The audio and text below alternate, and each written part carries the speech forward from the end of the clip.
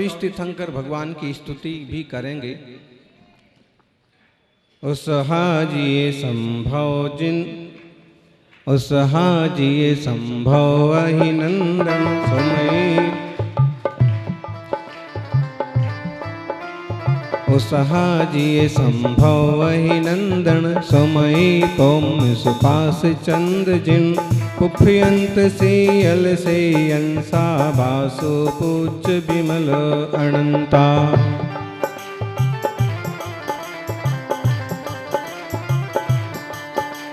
धम्म संति कुंथो अरमल्ली, मुनि सो पै नमिनैमि महल्ली, पासनाय महावीर महेशम, बंदामि 24 जिनेशम।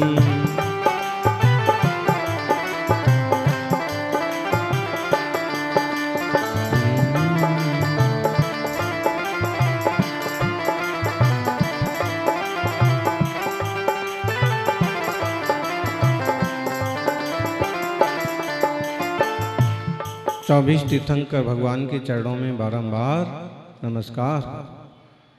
तीर्थंकरों की कृपा से जिन शासन के मंगलमय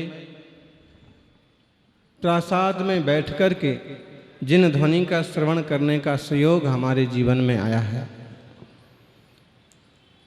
आचार्य कुंद देव प्रवचन सार में कहते हैं कि भाई तत्व को जानो, मार्ग को समझो और मार्ग पर चलो तो कल्याण होगा। 79 नंबर की गाथा में भी कहते हैं, चत्ता पावारंभम समुत्थितो वा सुहम्मि चरियम्मि, न जहदि जदि मोहादि, नालह दिशो अपगम शुद्धम। चत्ता पावारंभा, पापारंभ को छोड़ करके और शुभ चर्या में उपस्थित होकर के भी ना जहदी जदी मोहादि, मोह आदि को नहीं छोड़ता है, ना लहदिशो अपगम शुद्धम, वह शुद्ध आत्मा को प्राप्त नहीं करता है, सम्यक दर्शन को प्राप्त नहीं करता।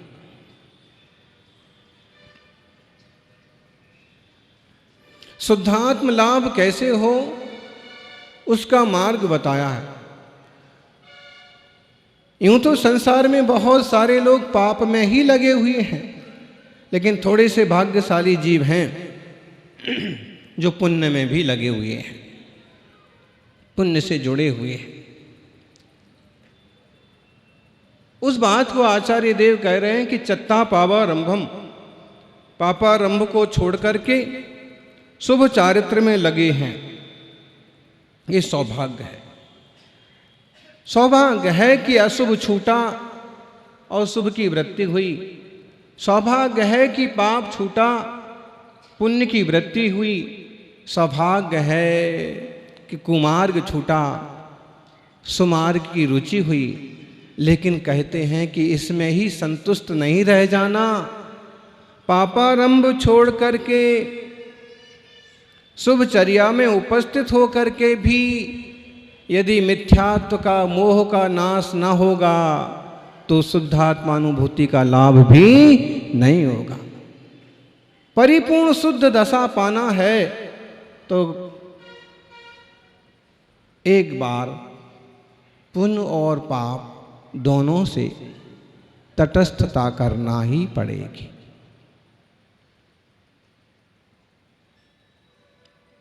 सौभाग्यशालियों, वृत्तियां तो शुभ ही होना चाहिए, आचार विचार तो मंगलकारी होना चाहिए।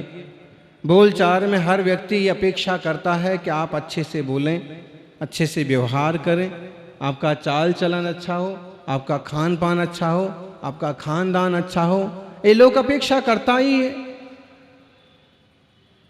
लेकिन आचार्य देव इससे आगे की अपेक्षा कर रहे हैं कि शुभ तक पहुंचने के बाद भी क्या तुमने मिथ्यात्व को छोड़ा है?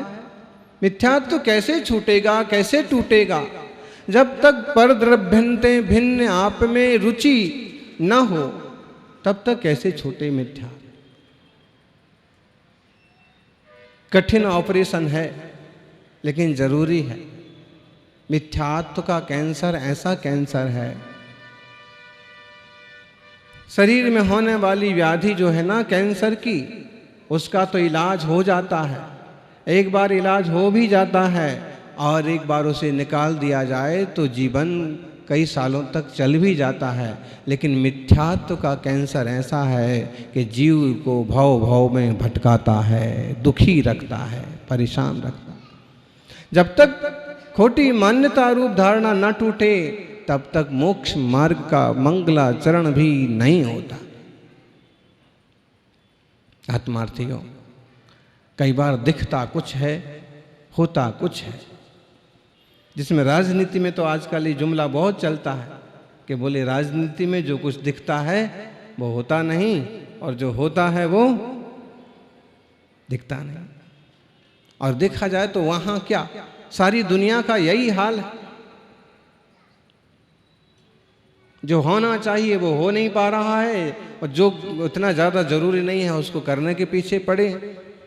वर्तमान में समस्या है गायों की कि गायें परेशान हुई जा रही हैं, मरी जा रही हैं, लंपी वायरस का प्रकोप है। सबसे पहले दया और करुणा ये कहती है कि उनकी व्यवस्था की जाए, लेकिन उनकी व्यवस्थाओं पर तो फोकस नहीं है। विदेशों से चीते मंगाए जा रहे हैं। सोच देखिए आप, जरूरी क्या है पहले। अगर किसी व्यक्ति का व्यवहारिक दृष्टिकोण है तो सबसे पहले ये देखा जाएगा ना कि लाभ किस में है, फायदा किस में होगा, लोगों का, जनता का, हमारा, और जरूरी क्या है।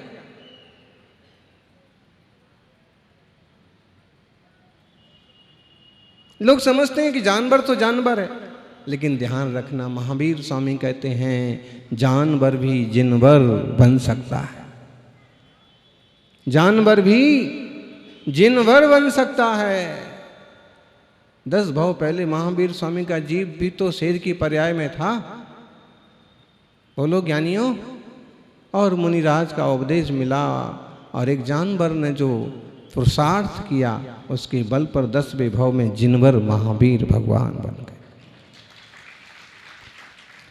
तो दया करुणा का प्रवेश तो सम्यक दृष्टि ज्ञानी के जीवन में होता ही है। वात्सल्य, करुणा और सबके प्रति अपनापन।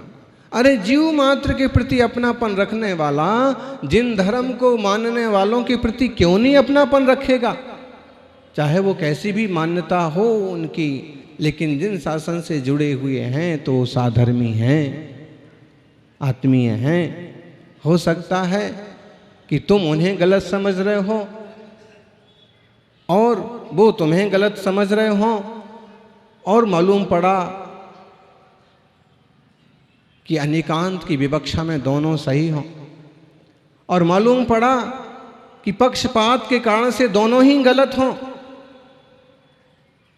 ऐसे छद्मस्त काल में बड़े विवेक से जीने की जरूरत है।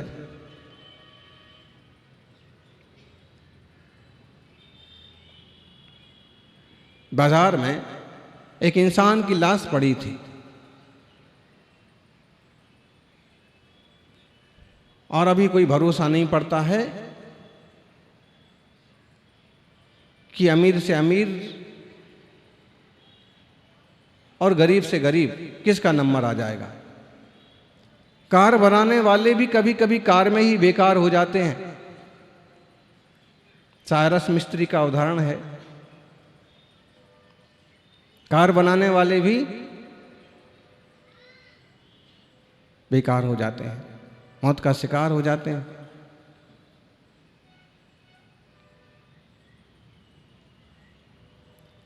वहां का राजा बड़ा धर्मात्मा था। राजा ने सोचा कि आज अपन देखते हैं नगर में क्या हाल है। और जब वो बाजार से निकले तो देखा कि एक इंसान की लाश पड़ी है और लोग बिल्कुल भी ध्यान नहीं दे रहे। और आसपास के लोगों से पूछा कि हुआ क्या है, मामला क्या है।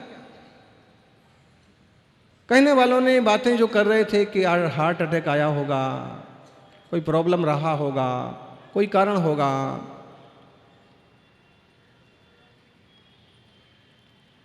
और जब राजा ने लोगों से पूछा कि मामला क्या है, लोग कुछ बोलने को तैयार नहीं।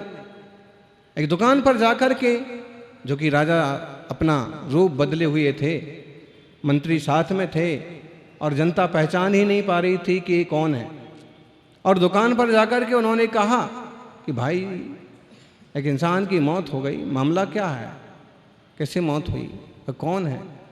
दुकानदार ने कहा कि आप झगड़े में मत पड़िए, आप अपने रास्ते चलिए, कुछ सामान खरीदना है तो सामान खरीदिए और निकलिए। राजा ने सोचा बात करने को कोई तैयार क्यों नहीं है, और आगे वालों से पूछने की कोशिश की तो उन्होंने कहा कि ऐसा ही बेकार का इंसान है, इसके बारे में बात करने से भी क्या मतलब है, और सही जानकारी नहीं मिली। अक्सर कर यही कह दिया जाता कि बेकार आदमी है, फिजूल का आदमी था, आचार विचार सही नहीं था, ये वो। राजा ने सोचा कि क्या किया जाए, आखिर इसका कोई अता पता, और उन्होंने पता पूछने की कोशिश की तो किसी ने बता भी दिया कि अमुक मोहल्ले में अमुक नुक्कड़ पर रहता है। राजा ने कहा कि कोई सहायता नहीं कर रहा, तो मंत्री की सहायता से उन्होंने और उसको उठाया और लेकर के उसके घर पहुंचे। उसके घर पहुंचे, पत्नी को मालूम पड़ा, जोर जोर से रोने लगी। इतने नेक दिल इंसान, इतने बढ़िया आदमी, सबका परोपकार करने वाले, और आज ये हाल है कि कोई सूचना देने वाला भी नहीं है, कोई घर तक लाने को तैयार नहीं है।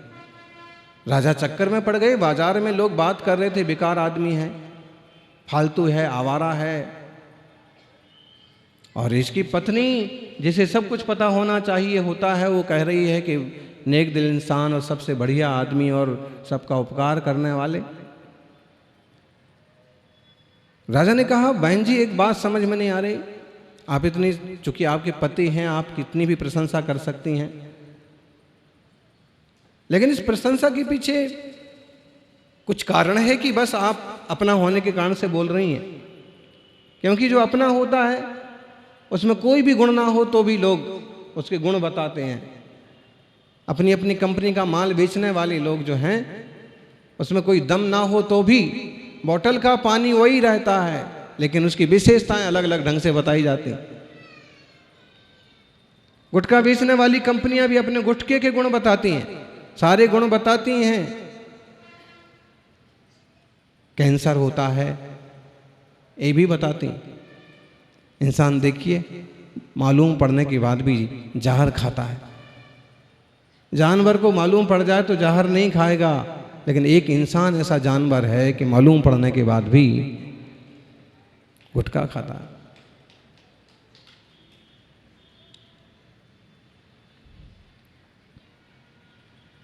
गुरुवर सन्मति सागर जी एक किस्सा सुनाते थे, उनके जीवन में बचपन में कभी घटा होगा, देखा होगा, कि बोले एक जगह गांव में बंदरों का बहुत आतंक था। बंदरों का बहुत आतंक था। तो गांव वालों का एक दिन मन खराब हो गया कि सारी खेती, सारे फल बर्बाद कर दी, बंदर मारे जाएं तो अच्छा, और हम सीधा मारेंगे तो पाप लगेगा, इनको जहर खिला दिया जाए। कहते हैं उन्होंने खीर बनाई, बढ़िया से कढ़ाई में पकाई और उसमें जहर मिला दिया। बंदर आए, खीर खाएंगे, कोई दिख ही नहीं रहा कढ़ाई के आसपास। खीर पक के तैयार है, चूल्हे से उतार दी गई है, खीर खाएंगे। आपने देखा होगा केवल इंसानों में ही लीडर नहीं होते हैं, बंदरों में भी होते हैं। और हम ऐसे भी कह सकते हैं किसी मायनों में ये लीडरशिप जो है ना, बंदरों से ही सीख करके इंसान आगे बढ़ा।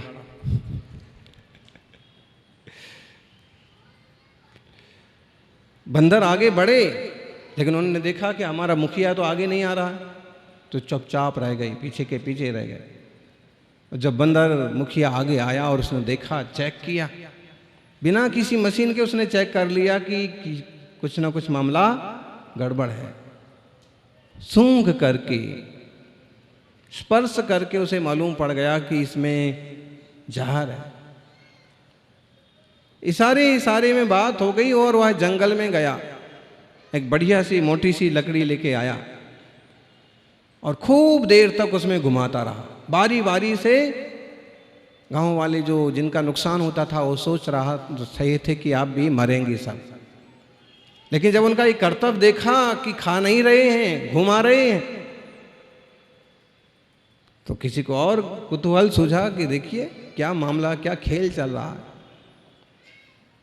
लेकिन घुमा घुमा करके, और जब काफ़ी टाइम हो गया, फिर बाद में चेक किया, फिर चेक किया, और फिर बाद में खीर खाना चालू किया।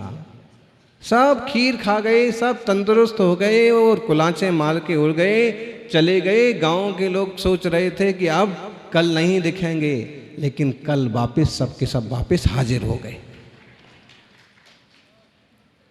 क्योंकि वो जो बंदर था ना, मुखिया था, जो उसको पता था कि जहर मारने वाली लकड़ी कौन सी है, और जहर की लकड़ी ढूंढ के लाया कि जिससे जहर खत्म होगा। उसको घुमा घुमा करके उसने खीर का जहर खत्म कर दिया और सब खीर खा गए, किसी को कोई फर्क नहीं पड़ा।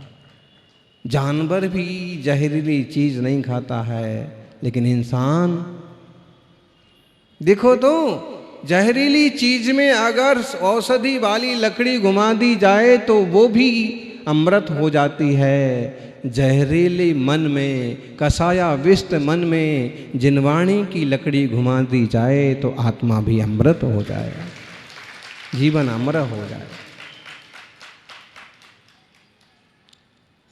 सौभाग्यशालियों,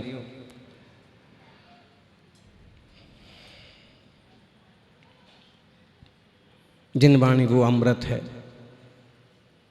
जिससे विषयों का, कसायों का जहर शांत होता है। हम क्यों आत्मा के आनंद रूपी अमृत की खीर का पान नहीं कर रहे हैं? विषयों की विष का पान क्यों कर रहे हैं? विषय शब्द में ही विष जुड़ा हुआ है। इंद्रियों के जो विषय हैं वो आत्मा के लिए विष हैं। इंद्रियों की विषयों के प्रति जो आसक्ति है वो आत्मा के लिए नुकसानदायक है।